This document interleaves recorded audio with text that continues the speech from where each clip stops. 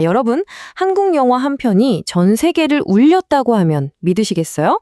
오늘은 바로 그 이야기, 국경을 넘어서 수많은 사람들의 마음을 뒤흔든 정말 놀라운 현상에 대해 한번 제대로 파고들어 보려고 합니다. 이게 그냥 몇몇 사람의 감상평이 아니었어요. 저기 뉴욕에서부터 시드니까지, 아니 솔직히 조선 왕조가 뭔지도 전혀 몰랐을 사람들이 극장에서 다 같이 눈물을 훔치고 있었다는 거예요. 정말 말 그대로 국경을 넘어서 감정적으로 하나가 된 그런 순간이었던 거죠. 자, 그럼 여기서 진짜 궁금해지는 거죠. 아니, 어떻게 이렇게 지극히 한국적인 우리 역사 이야기가 그 모든 문화의 벽을 그냥 뛰어넘어서 전 세계 사람들 마음을 똑같이 울릴 수 있었을까요? 시작하기 전에 잠깐 좋아요도 꼭 눌러주시면 따뜻하고 통쾌하고 자랑스러운 이야기들을 더 열심히 전해드리겠습니다. 네, 15세기 그 옛날 한국의 한 왕 이야기가 21세기를 사는 전 세계인의 눈물 버튼이 되어버린 이 놀라운 현상. 이게 바로 오늘 우리가 파헤쳐볼 미스터리입니다. 자, 그럼 먼저 영화 그 자체부터 한번 볼까요? 사실 이 영화의 성공은요, 뭐랄까, 그 누구도 예상하지 못했던 거의 사건에 가까웠어요. 왜 그랬을까요?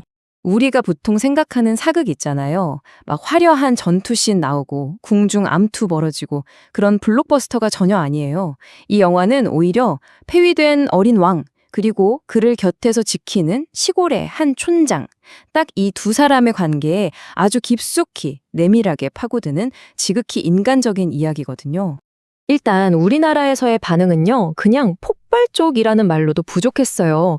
자그마치 1475만 명. 와, 이 숫자가 뭘 의미하겠어요. 이건 그냥 영화가 잘 됐다 수준이 아니라 하나의 사회 현상이었다는 걸 보여주는 거죠. 근데 다들 속으로는 그랬을 거예요. 아니, 이렇게까지 우리 역사에 뿌리 박은 이야기가 과연 외국에서 먹힐까? 아마 대부분은 고개를 저었을 겁니다. 그런데 웬걸요. 이 영화가 보란듯이 그 모든 예상을 아주 그냥 산산조각 내버렸습니다. 그렇게 한국에서 시작된 감동의 물결이 이제 전 세계로 뻗어나가기 시작합니다. 과연 세계는 이 영화에 어떻게 반응했을까요? 정말 흥미로운 지점이죠. 특히 여기 북미 시장을 좀 보세요. 여기가 보통 외국 사극의 무덤이라고 불리는 곳이거든요. 그런데 여기서 성공한 건 정말 이례적인 일이었어요. 그냥 상영한 정도가 아니라 웬만한 한국 액션 영화보다 더 흥행을 했고요. 상영관도 처음엔 5개로 시작했다가 무려 150개 이상으로 폭발적으로 늘어났습니다. 대단하죠? 그리고 이건 뭐 전문가나 관객이나 할 것 없이 반응이 거의 만장일치에 가까웠습니다.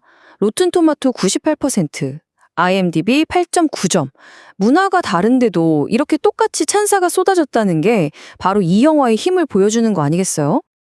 호주에서도 난리였어요. 저기 시드니 모닝 헤럴드 같은 유력 언론에서 올해 가장 가슴 아픈 걸작이라고 대서특필을 했고요. 표가 없어서 못 볼 정도로 매진 행렬이 이어지니까 상영 기간을 막 연장하는 그런 진풍경까지 벌어졌다고 합니다. 그런데 아시아로 오면 상황이 좀 재밌어집니다. 반응이 아주 극명하게 갈렸거든요. 대만에서는 열광적인 반응이 쏟아졌는데 바로 옆 중국 본토에서는 공식적으로 상영이 금지된 겁니다. 그런데 바로 이 상영 금지 조치가 오히려 더 놀라운 이야기를 만들어내는 계기가 됩니다. 팬들의 열정이란 게 정말 대단해요. 금지량보다 훨씬 강했습니다. 이게 진짜 믿기 힘든 이야기인데 해외에서 어떻게든 이 영화를 본 중국 팬들이 너무 큰 감동을 받은 거예요. 그래서 자기들끼리 돈을 모아서 자기 나라에서는 상영도 안 하는 이 영화의 광고를 상하이 제일 번화한 한복판에 떡하니 건 겁니다. 이 열정 정말 대단하지 않나요? 자, 그렇다면 도대체 비결이 뭘까요? 이 영화가 어떻게 언어와 역사라는 그 높은 벽을 아무렇지 않게 뛰어넘을 수 있었을까요? 그 비밀은 의외로 간단한 데 있었습니다. 바로 보편성이죠. 이 영화는 어려운 정치나 역사적 사실을 막 나열하는 대신에요. 충성, 보호, 그리고 사람들 사이의 끈끈한 정 같은, 이건 뭐 전 세계 누가 봐도 가슴으로 느낄 수 있는 그런 감정에 집중했어요. 그러니까 관객들이 이걸 그냥 남의 나라 옛날 이야기가 아니라 내 이야기처럼 받아들일 수 있었던 거죠. 그리고 이게 진짜 재미있는 부분이에요. 똑같은 이야기를 보고도 해석이 달랐다는 점입니다. 우리 한국 관객들은 두 주인공의 관계를 딱 보면서 왕과 신하의 충, 이걸 떠올렸다면 서양 관객들은 그걸 보면서 아버지와 아들 같은 깊은 유대감을 느꼈다는 거예요. 정말 신기하죠? 해석은 다른데 받는 감동의 깊이는 똑같았다는 것. 이게 바로 이 영화의 진짜 힘이었던 겁니다. 그러니까 결국엔 관객들이 뭐 단조의 누구고 세조가 누군지 그런 복잡한 역사를 알 필요가 전혀 없었던 거예요. 그냥 스크린 속에서 고통받는 저 어린 소년, 그리고 그를 지키려는 한 어른, 그들의 아픔과 연대를 느끼고 정말 저 어린 왕을 꼭 한번 안아주고 싶다. 이런 마음이 들었다면 그걸로 충분했던 거죠. 그런데 이 영화의 영향력은 여기서 끝나지 않았습니다.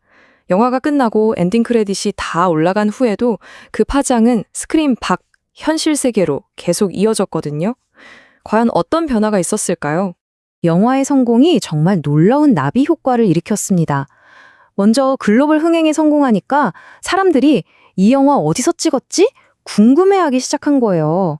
그래서 영화의 배경이 된 영월의 관광객이 무려 5배나 급증했고요. 그러다 보니까 자연스럽게 그럼 이 시대 한국 역사는 어땠지? 하면서 한국 역사 자체에 대한 세계적인 관심으로까지 이어진 거죠. 정말 대단한 흐름이에요. 그리고 이 모든 과정이 우리 대한민국에게는 정말 엄청난 문화적 자부심이 되었습니다. 왜냐하면 가장 우리다운 이야기, 가장 한국적인 이야기가 전 세계 모든 사람들의 마음을 울리는 세계의 이야기가 될 수 있다는 걸 이 영화 한 편이 제대로 증명해 줬으니까요. 15세기의 한국의 한 소년왕 이야기가 21세기 전 세계를 하나로 묶어 눈문짓게 했다는 사실. 이건 우리에게 꽤 깊은 질문을 던지는 것 같아요. 어쩌면 우리를 진짜로 연결해주는 건 뭐 대단하고 화려한 게 아니라 그냥 국경 너머의 누군가를 보고 꼭 안아주고 싶다고 느끼게 만드는 바로 그 공감의 힘이 아닐까요? 사이다 감독은 앞으로도 이렇게 자랑스럽고 통쾌하고 따뜻한 대한민국의 이야기를 여러분께 전해드리겠습니다. 다음 영상에서 또 만나요.